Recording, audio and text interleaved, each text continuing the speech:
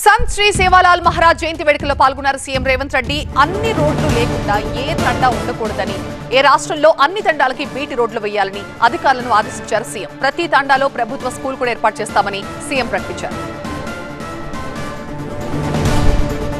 ఈనాడు ఈ వేదిక మీద నుంచి మా మిత్రులు అడ్లూరు లక్ష్మణ్ గారికి నేను ఆదేశాలు ఇస్తున్నా. అదేవిధంగా స్పెషల్ చీఫ్ సెక్రటరీ సవ్యసాచ్ ఘోష్ గారికి నేను ఆదేశాలు ఇస్తున్నా.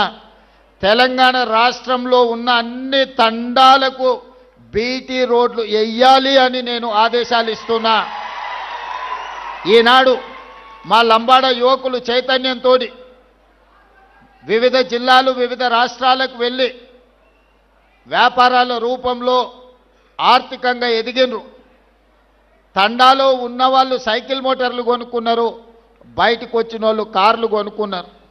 సొంత ఊరికి వెళ్ళాలి అని అంటే వాళ్ళ తండాకి వెళ్ళాలి, తండలో ఉండే వాళ్ళ దాయాదులను కలవాలి అని అంటే వాళ్ళు కొనుక్కున్న సైకిల్ మోటార్ అయినా కార్ అయినా ఆ తండాలకు వెళ్ళలేని పరిస్థితి.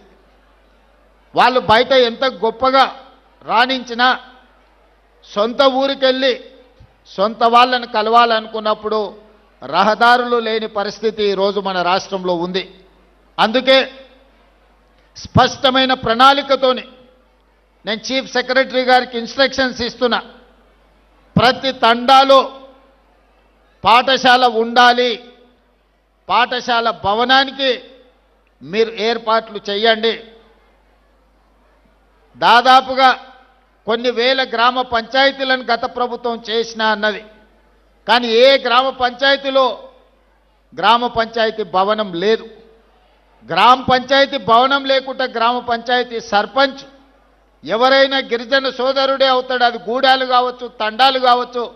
గ్రామ పంచాయతీ లేకుండా ఏ విధంగా వాళ్ళు పరిపాలనను ముందుకు తీసుకెళ్తారు?